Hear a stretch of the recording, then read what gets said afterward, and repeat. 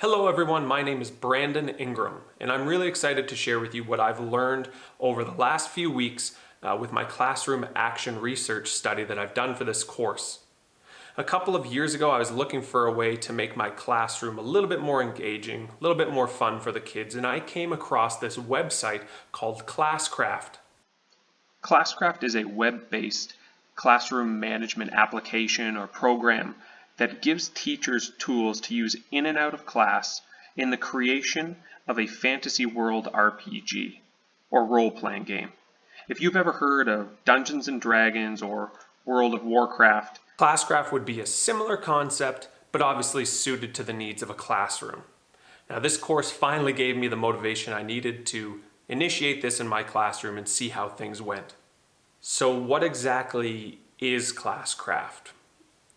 The answer's a bit involved, maybe a little overwhelming, so I'll do my best to get down to the basics. So on the first day of Classcraft, the teacher would want to introduce the game to the students. This first video is actually for teachers, teaching us how to introduce the game and how to play the game. And it also gives us access to all these things that we'll need, and I won't go into too much detail on them now. There's a quick video for the students to watch to give them the basics of how it works. You can talk about all the different aspects of play with students, and then they get to create a character, which I'll be doing in a moment. The three types of roles that students can have are a warrior, whose main job is to take damage in place of teammates, hence the high health points here. You could also be a healer, which their main function is to obviously heal teammates. And then the mage, whose primary role is to restore ability points to your team. They can use magic to restore ability points. After that, the teacher would designate students into their different teams, and they could choose a crest and a team name and so on. So let's just set up John Smith here. So when the students are given their Classcraft identification and their code, this is the screen that they would see when they log in, either online or on the app or whatever access they have. So they would see exactly what you see now, set up their character, and they would choose between these three things that they'd want to be. So we'll click a healer here for John. This guy looks fine. And select a first ability to have. Let's just go with heal. So now when the student logs into their account, they'll see this, their current character, the equipment that they've got. Sometimes pets will appear here, and this is kind of the main thing that students see and interact with. Now the teacher, which is actually the version that you're looking at now as I have access to all this stuff, will see these buttons as well, which will not be in the student version. These buttons allow me to reward John for positive behavior, like correctly answering a question in class worth 60 experience points, or perhaps he turns in an assignment a day earlier and I want to give him gold pieces. So I would click this and handing in an assignment a day early. And you can see here that his gold pieces have jumped up. John would be notified of this in his game feed. So the next time he logs into the application, it would say, you received 50 gold pieces for answering a question in class, which he could then spend on new gear for his character, new equipment, and so on. So if you have any experience with programs like Class Badges or Class Dojo, then you have a really good idea of what Classcraft is intended to do. It's not some video game that's being played by students. It's just a motivational tool for teachers. Teacher sees good behavior, says, you get experience for that. Then at a later time, the students can go in and spend their gold pieces or their ability points to perform certain actions or to improve their characters. It's really important that we distinguish between two things, gamification and game-based learning. Classcraft, Class Badges, Class Dojo, these fall under the realm of gamification, which is to use game elements and game mechanics in a non-game setting. An example of gamification, an example that we would all be familiar with is at the top of our course pages, have you noticed the progress completion bar? So that's a small example, but basically it's a game mechanic. You are so much complete the course, and it's designed for a good reason to motivate you to complete your course. That's an example of gamification. Now, game-based learning has been around much longer. It's using games to teach a concept. So a math teacher using Monopoly to teach students how to add and subtract numbers, or a teacher having students play the card game President to teach them about socioeconomic status. So now that we have a general idea of what gamification is and how it's intended to be used in the classroom, let's talk about the rest of this video. First, I'll give you an overview of my research study and the data I intended to gather. Second, I'll show you what Classcraft is with much more in-depth look, and we'll talk about its functions within the classroom and how it can be used. Third, I'll actually show you the data that was gathered. And fourth, my discussion on the entire process. During this time, throughout the presentation and afterwards, as you read my supplement material, please keep the following questions in mind. 1. How can gamification be beneficial or detrimental in the classroom? And 2. Based on your experience, how would today's student respond to a gamified classroom? Is that a good or a bad indication of where education/society is headed? So let's talk about the study.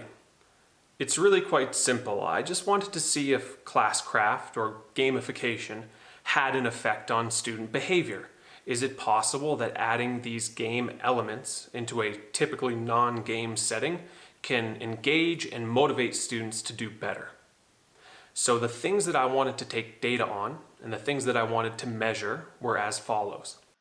Number 1, how many students were in their seats at the bell? This was intended to be a measurement of motivation. Motivated students are punctual, on time for class. Number 2, how many students were working on the warm-up question when the bell rang? Again, more of the same, engagement and motivation right from the get-go of class.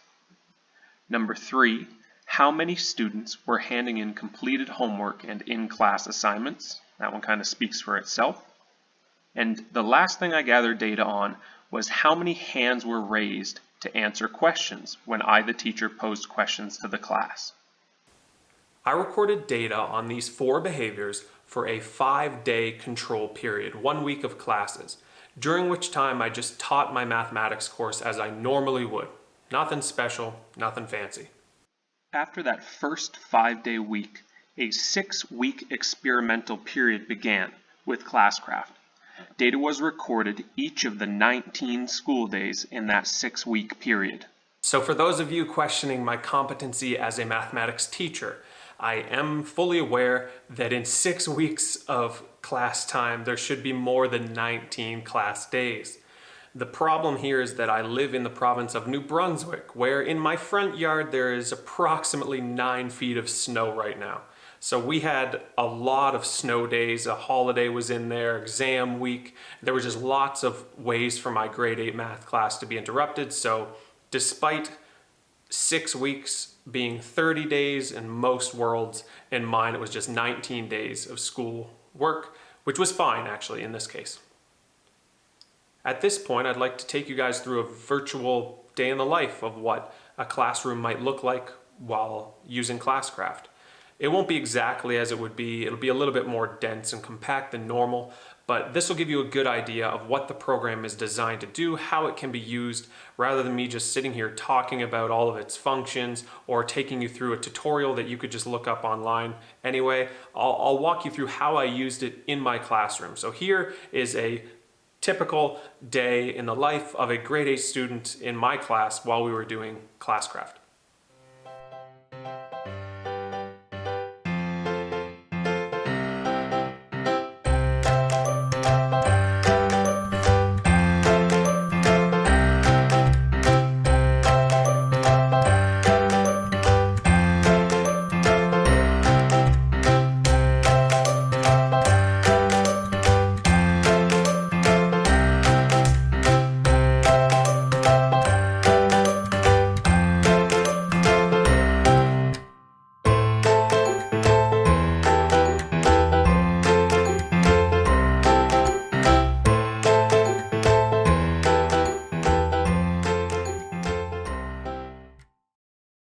Now it's time for one of the students' favorite parts of the day, the Riders of Vey. This is just Classcraft terminology for a random event. The Riders of Vey are these randomly generated events that can have either positive or negative effects on player characters. They can be fun and silly or quite serious. For example, one silly random event required students of the entire class to refer to me as captain for the remainder of the period. They had to speak in pirate accents. Another silly one required that students end every sentence with meow, which was potentially one that I shouldn't have left in there, as it did probably disrupt the class more than it should have, but the kids will remember it for a long time, and it was quite funny. It was just sometimes, as you can imagine, difficult to... I ended up just not talking to them after that. I didn't ask any questions because it was too annoying. But another example on the more serious, as far as the game is considered, side would be, there was one where all the warriors woke up and ate poison berries when they were foraging for food that morning, so they all lost 10 health points. I made it clear to my students, and this is kind of more of a personalized way of running the game, I wanted my students to be working together constantly, trying to help each other and survive and grow and get stronger. So I told them on the first day, your whole goal, one of the main goals of this game, is to not die. Do not let you or your teammates fall in battle. And I told them that I, as the game master, would be throwing random events, harsh random events at them every day. I would be engaging in boss battles with them and giving them quests as well that could be perilous to them. So this kind of led to a sense of urgency in the way that they needed to deal with their learning that way. So at this point in the lesson, as we finish up our warm-up, it's time for today's random event. So I simply navigate over to Classcraft, select the Riders of Vey, the random event tool, and now it is time to see what is in store for our students today.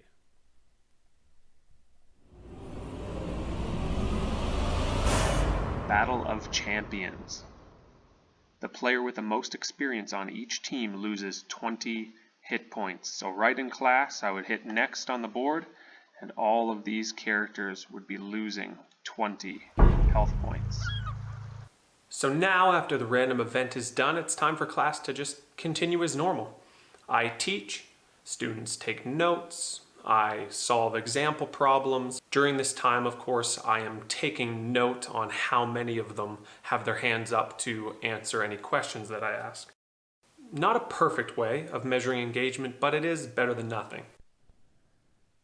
Around this time in the lesson, I make a show of hearing something, asking if students have heard it as well. Suddenly, a winged dragus bursts from the trees. Students must arm themselves. Students quickly reach for their pencil and paper. They know what's about to happen as the boss battle music begins. Boss battles were one of my favorite aspects of Classcraft. Using this tool, students need to work together to attempt to rid the boss of its HP. Every correct answer shows the boss losing health points. Every incorrect answer has individual students losing health points. The gong sounds, and the boss battle has begun. Now, keep in mind that I've created all of the questions for what is essentially an oral quiz here. It's all customized by me. The great thing about this is that it's the program itself that is selecting the students. So right here, Stephanie Carmichael has to answer this first question. 4x minus 1 equals 19. So if she is able to correctly solve it, and she can answer, we'll show the answer here.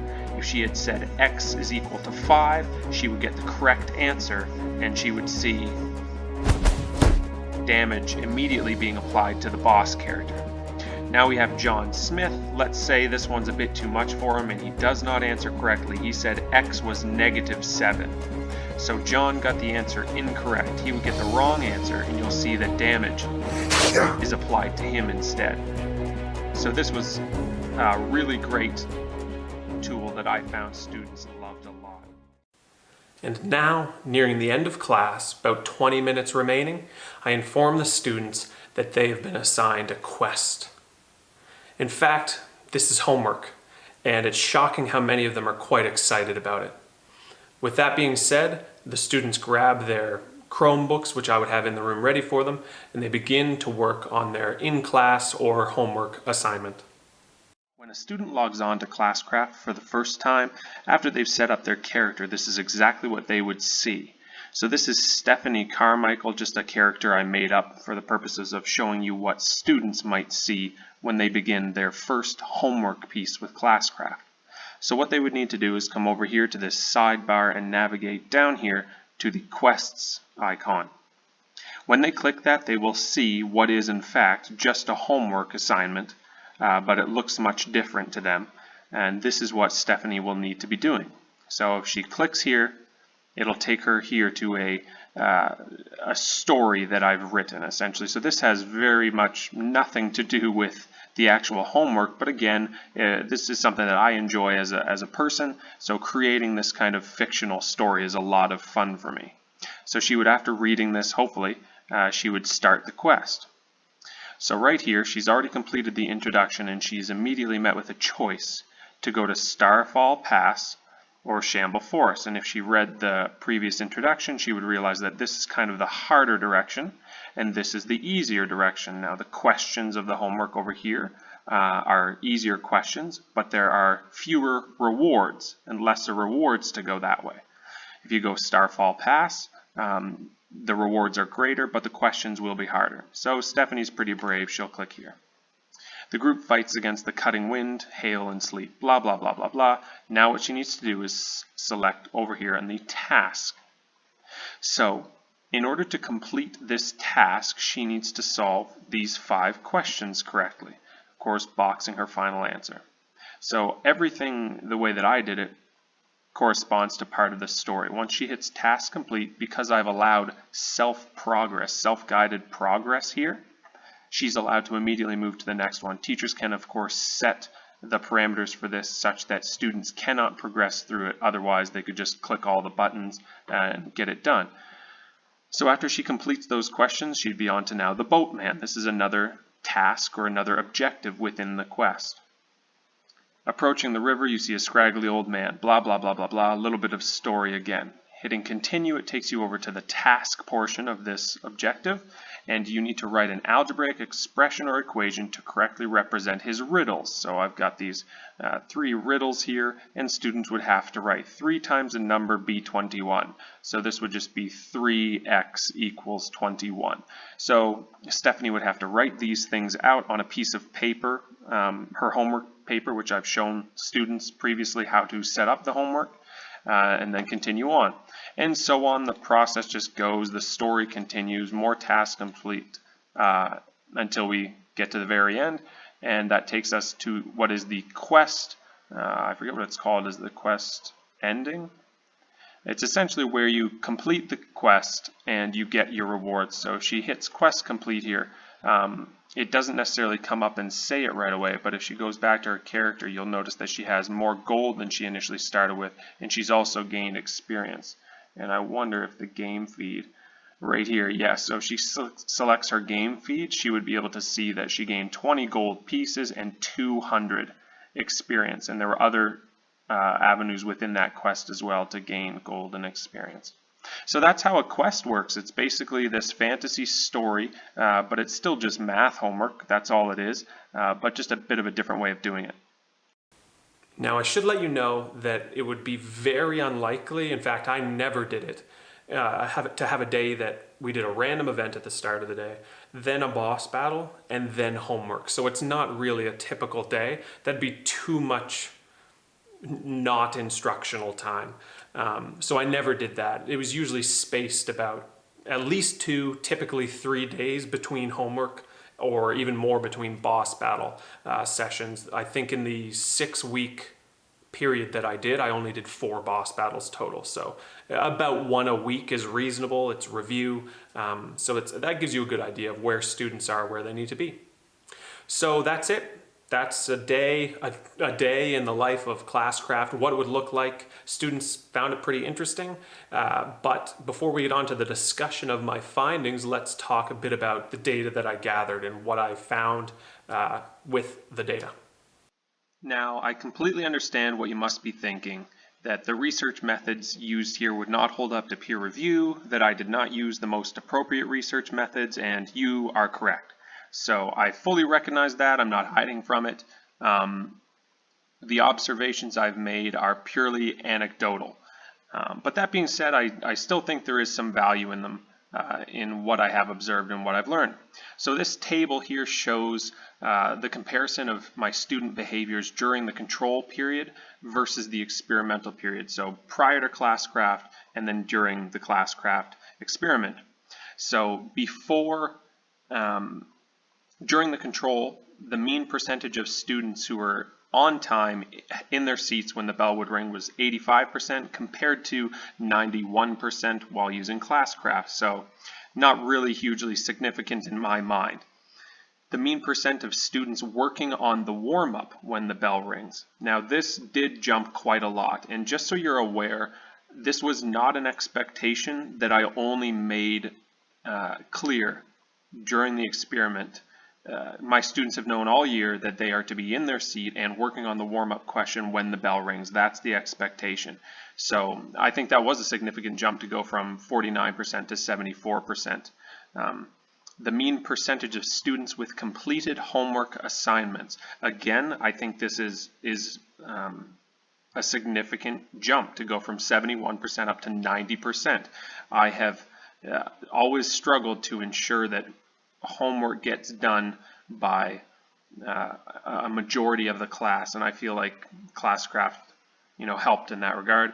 And then the last one, the mean number of hands raised to answer teachers' questions. So like I said, all that I was doing was when I would ask a general question to the class, I would look up really quickly and count the hands and make a quick note of it on my kind of data recording sheet there, and that jumped not a lot, but on average 2 more kids were engaged in this way, or at least being willing to participate, knowing that experience or gold pieces were on the line. So that is the data that I gathered from this experiment. So let's discuss, or I'll monologue at you. I, first of all, really enjoyed using Classcraft in my classroom. I'm just the type of person, I'm a nerd, I like Dungeons and Dragons, so this was really enticing to me to be able to create a bit of a fantasy narrative and see students living that out and working through their quests, doing their homework in order to progress in the story. That really appeals to a person like me. So as a teacher, I loved the process of it. The students, overwhelming majority, really liked it. There would be some, of course, who were indifferent, and I'm sure some who didn't like it at all. I should have done, in hindsight, an exit survey on them, and I may still do that in the future upon the return from March break. But it would be interesting to see how they felt. My perception of their feelings was that they loved it. I've already received 4 messages through Classcraft saying, can we please do it again? I hate that it was just a trial. We need to do this again next year so we can get higher levels, and you get the idea. So many students really, really liked it. As far as what the data kind of showed, and I know it wasn't perfect data, but it really did have a positive effect. Some students were already making hundreds in my class, so as far as their performance is concerned, they didn't need Classcraft to motivate or engage them. But there were some students who just wouldn't work, they don't do anything. And for some reason, having Classcraft, having it tied to a character that was their own, seemed to give them a little bit of a sense of ownership. There was one student, the biggest time I noticed this was during the boss battles, which were my favorite part of Classcraft, because though we may not be told you're not allowed to ask students questions in class anymore, it's kind of shunned, you're not supposed, they might be anxious or whatever it may be, so sometimes as teachers we avoid just calling out certain students. Well, when the game is doing that for you, it takes away any of that on the teacher's behalf, that anxiety of, am I going to crush this student? Am I going to make them nervous or whatever? And all the students know it's coming. And I found that some students who I would never have thought, I never would have asked them a question out loud in class, just never would have ventured to risk it. They would accept the challenge and they would solve their solution, and some of them would get it wrong and it seemed to be okay. Students would respond with, that's all right, I got you all. I have enough ability points to heal you.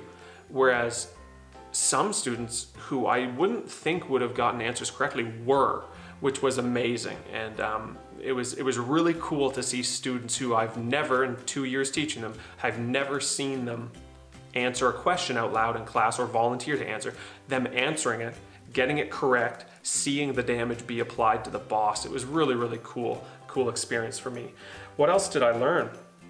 It is a lot of work if you want to make it an immersive experience that the kids really enjoy, I think.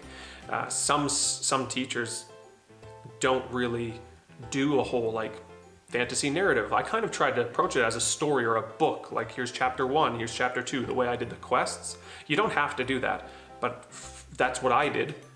And part of me thinks that that's why I feel it was so successful, was that everything played together and everything was immersive in this one storyline with this one kind of arc. But it did require a lot of time. I mean, rather than just typing up a worksheet for them, I had to type up a story and several things to do. So it's a lot of time, it's a huge commitment, but I like doing that stuff, so it was great for me.